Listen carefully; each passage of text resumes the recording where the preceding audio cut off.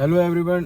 उम्मीद है आप सब खैरियत से होंगे। जैसा कि आजकल कराची में जो स्ट्रीट क्राइम हो रहे हैं और अभी रिसेंटली जो एक बंदे को व्लॉगर को सरीना मार्केट में गार्ड ने मारा है, तो उस हवाले से मैंने सोचा एक आप लोगों को एक वीडियो मैं बनाऊं, उसमें आपको मैं हिस्ट्री बताऊं कि ये कोई आजकल की कहानी नहीं है। कराची में जो कत्ल गारत गर्दी हो रही है ये कोई आजकल की कहानी नहीं है। ये गुज़िश्ता 4 दिहाइयों से ये इसी तरह ये खूनी जो खेल है ये चलता चला आ रहा है। ये जो गार्ड ने भी गोली मारी है, इससे पहले भी एक वाक़या हुआ था, मैं आपको याद दिलाऊं। आगा खान स्कूल की एक 2-3 क्लास की एक बच्ची थी।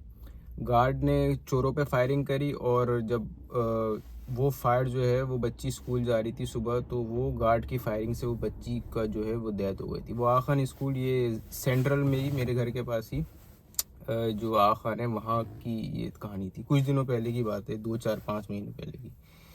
तो भाई अभी जो हमदर्द यूनिवर्सिटी का भी एक बेचारा गोल्ड मेडल एक बच्चा था, उसको भी मार दिया स्ट्रीट क्रिमिनल्स ने। और उससे पहले कोई एनएडी यूनिवर्सिटी का था। अभी पिछले साल दिसंबर में मेरा एक दोस्त था, जिम का मेरे दोस्त था, उसको पीआईबी में वो अपने बच्चे पीआईबी में रहता था, तो वो अपने बच्चे के लिए रात में निकला कुछ सामान वामान लेने। तो पता नहीं अंधी गोली कहीं से आई, कोई चोर ने मारी या किसने मारी, चोरी होंगे, जाते हुए फायरिंग कर रहे थे तो वो बेचारे को उसको लगी और वो बेचारा वो मर गया।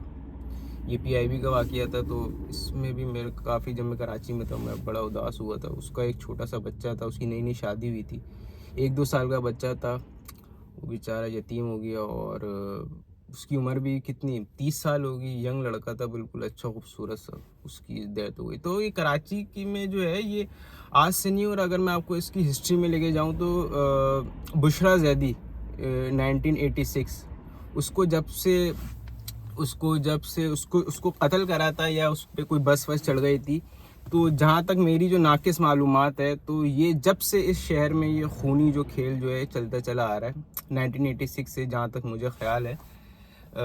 उसके बाद ये कराची में जो ऑपरेशन हुआ, फिर 2013 का ऑपरेशन, फिर मुतअद्दिद ऑपरेशन चलते आ रहे, तो उसके बाद उसमें भी लड़के मरे, स्ट्रीट क्रिमिनल्स भी कराची के लड़कों को मार रहे हैं। तो हर तरीके से, मतलब एक तो शहर में कोई अमन और सुकून तो है नहीं।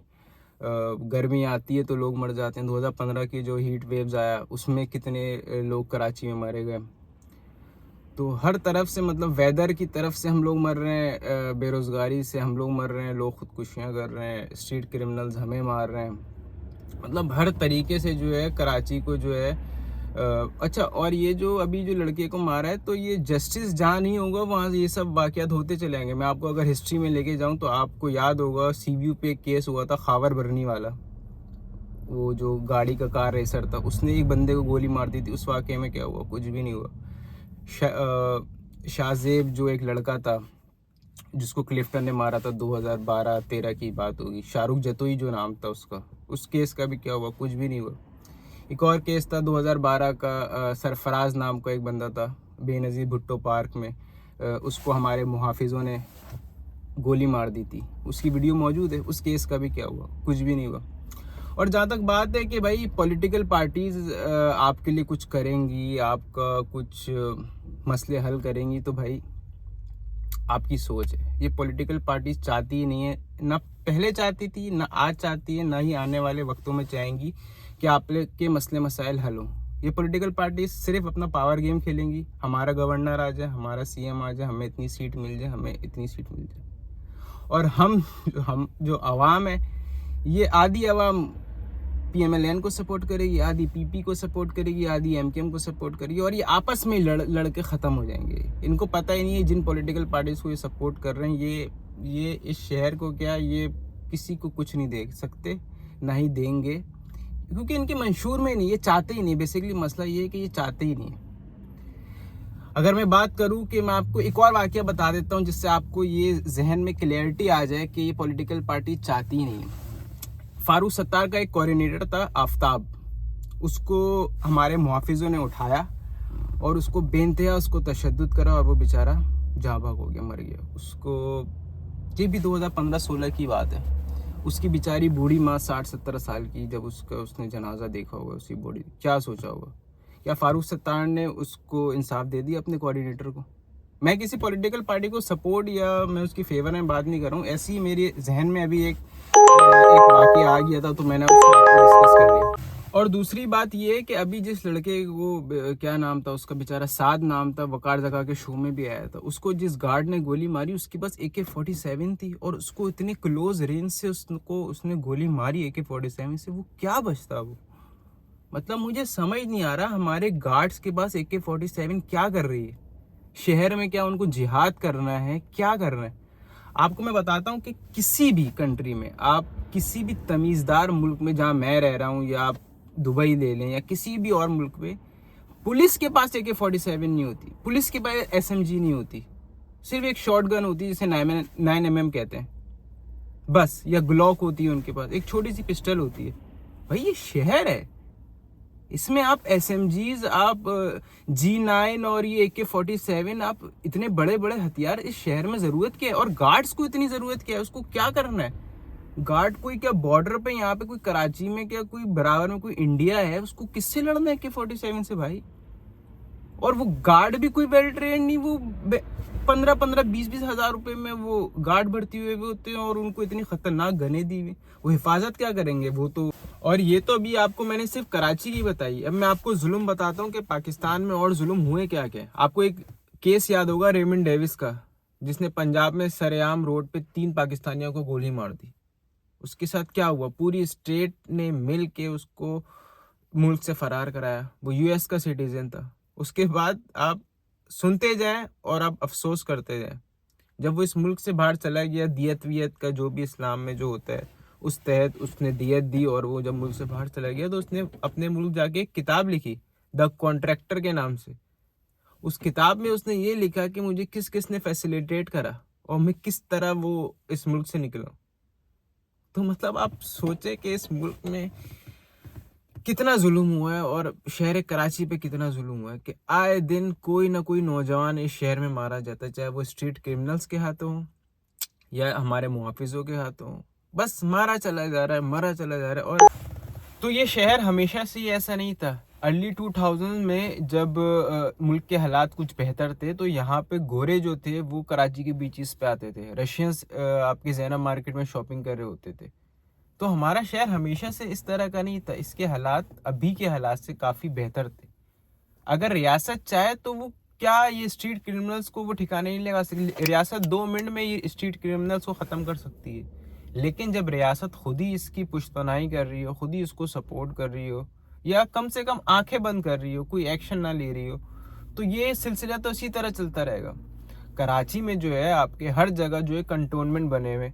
कराची में आपका पैरा मिलिट्री है, पुलिस है, रेंजर्स है, फौज है, नेवी, एयरफोर्स, ये सब होने के बावजूद इस शहर का जो आम शहरी है वो स्ट्रीट क्रिमिनल्स के हाथों मारा जा रहा है। तो ये कितनी अफसोस की बात है और ये कितना उन इदारों के लिए ये एक लम्हे फिक्रिया है कि वो लोग क्या कर रहे हैं। वो एक स्ट्रीट क्रिमिनल जैसे ये छोटे मोटी चीज़ें हैं, ये मतलब ये कोई बहुत बड़े कोई दहशतगर्द नहीं है, ये छोटे मोटे टुच्चे हैं। ये अब रियासत इसको भी अगर वो हैंडल नहीं कर पा रही तो बड़े अफसोस का मकाम है। और कराची शहर में जो है जो मौसम है, जब बारिश हो जाती है तब भी यहाँ पे लोग मर जाते हैं कि इलेक्ट्रिक के हाथों, किसी को करंट लग गया तो कोई शारे फैसल पे कोई नाले में डूब गया, कोई कुछ हो गया। तो ये 21वीं सदी में हम रहने के बावजूद हमारी जो जान जो है, किसी भी इंसान की जान जो है वो बहुत कीमती है और वो इस तरह वो ज़ाया हो रही है शहर में। अभी हम देख रहे हैं जो फ़लस्तीन में जो प्रोटेस्ट हो रहा है, फ़लस्तीन में जो कत्ल व गारत गिर्दी हो रही है, US में प्रोटेस्ट हो रहा है, मेलबर्न की यूनिवर्सिटीज़ में प्रोटेस्ट हो रहा है।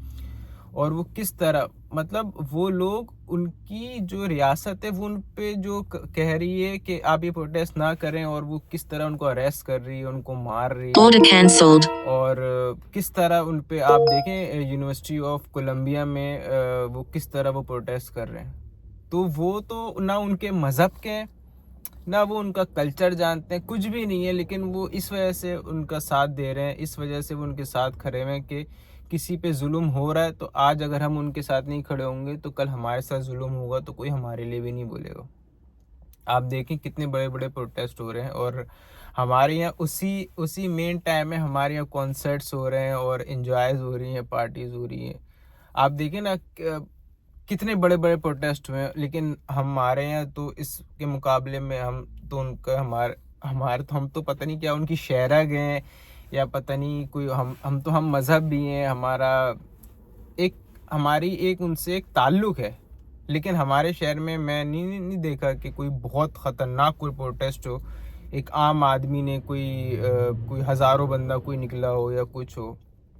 तो कहने का मकसद यही है कि इस मसले का हल यही है कि अगर हम इसके लिए खड़े हों, इसके लिए आवाज़ उठाएं, उसका कुछ हम करें, कोई प्रैक्टिकली कोई इसका जो सॉल्यूशन निकल सके कि हम कब तक मतलब ये कि इलेक्ट्रिक के करंट लग रहा है तो ज़फ़र अब्बास खड़ा हो रहा है, कोई उसके ख़िलाफ़ वो उल्टा उसी के ऊपर केस कर दिया कि वो नाम नहीं ले सकता। अब आप ये देखें कितना जुल्म है, मतलब कोई कि इलेक्ट्रिक के खिलाफ कोई पार्टी कोई काम नहीं कर रही, वो बेचारा ज़फ़र अब्बास खड़ा हुआ, उसने 2-4 केसेस उसके ऊपर करे, तो वो उन्होंने अपनी पैसे की पावर दिखाई, अब ज़फ़र अब्बास के इलेक्ट्रिक का नाम नहीं ले सकता। मतलब आप क्या अफसोस करे बंदा, खून के आंसू रोए, या बंदा क्या करे कि वो ज़फ़र अब्बास जो बेचारा वो कराची में काम कर रहा है, वो हर जगह जहाँ भी जो भी डेथ होती है वो बेचारा वहाँ पहुँच जाता है। तो भाई ये काम तो रियासत का है ना, रियासत तो माँ है, रियासत तो माँ है। ये पॉलिटिकल पार्टी जो है जिनको हमने वोट दिए हैं, जो इक़्तिदार में, जो Sindh assembly, provincial assembly, senate में,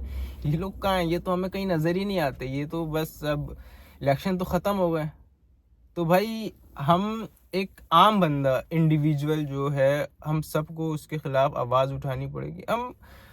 अब भाई अब तो हम यहाँ हज़ारों किलोमीटर दूर है, हम तो सब यहाँ से सिर्फ एक बहुत छोटी चीज़ है कि एक वीडियो बनाया था, तो अभी तो हम फिलहाल यही कर सकते हैं, लेकिन जो ग्राउंड पे मौजूद हैं उनको कुछ करना पड़ेगा। वो कम से कम मेरे ख्याल में आज मैं एक पोस्ट देख रहा था प्रेस क्लब पे, कोई प्रोटेस्ट वगैरह है जो अभी 7 बंदा जो मरा है, तो अभी आप देख लेगा कि प्रोटेस्ट में कितना बंदा जमा होगा, कोई नहीं निकलेगा घर से। कराची की आवाम 3-3.5 करोड़ की पॉपुलेशन है, तो वो जो बंदा मरा है उसके लिए कराची प्रेस क्लब पे आप देख लेगा कितना बंदा खड़ा होगा। 1000 भी बंदा खड़ा नहीं होगा। अभी गुलशन में भी किसी बाइक राइडर को, फूड पांडा वाले को मारा था, उसका भी कुछ नहीं हुआ। तो ये एक के बाद एक बंदे हम मरते चले जा रहे हैं। और आप ये बात लिख लें मेरी आज के ये बंदा जो 7 मरा है ये आखिरी नहीं हुआ, इसके बाद फिर कोई मरेगा, फिर कोई आवाज़ उठाएगा, फिर यूट्यूब पे 2-4 वीडियो आएंगी, फिर कोई बंदा मर। ये आज से नहीं, मैं आपको बता रहा हूँ, नहीं पिछले 40 सालों से ये मसला चला आ रहा है शहर में। यहाँ इंसानी जान की कोई कीमत नहीं है।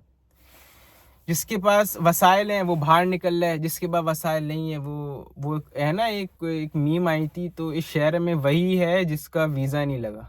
तो बहुत हद तक ये बात दुरुस्त है, क्योंकि इस शहर से हर बंदा निकलना ही चाह रहा है, या वो कम से कम इस शहर को छोड़ के वो किसी पंजाब साइड तो कम से कम जा ही रहा है। मेरे खुद 2-4 जानने वाले हैं जो कराची छोड़ के पंजाब साइड निकल गए, क्योंकि कम से कम कराची ज़्यादा सेफ तो थोड़ा पंजाब है, कम से कम वहाँ डॉल्फिन फोर्स है और दूसरे इदारे हैं, वहाँ सेफ सिटी कैमराज है। यहाँ पे तो भाई गाजर मूली की तरह हर बंदा काटा ही चला जा रहा है।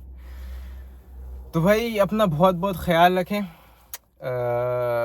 सोचा था कि कोई एंटरटेनमेंट पे, कोई कॉमेडी पे, कोई दिमाग में कोई कॉन्सेप्ट था एक, उस पे वीडियो बनाए, लेकिन जब मैंने ये देखा तो मुझसे रहा नहीं गया। मैंने सोचा कि कॉमेडी वॉमेडी तफरी वगैरह तो ये सब तो चलती रहेगी, ये सब तो ज़िंदगी का हिस्सा है, लेकिन इसके ख़िलाफ़ एक वीडियो जो मैं अपनी हद तक कर सकता था वो मैंने बताई। अपना बहुत ख्याल रखेगा इस उम्मीद के साथ कि हम फिर मिलेंगे किसी नेक्स्ट वीडियो में। खुदा हाफ़िज़।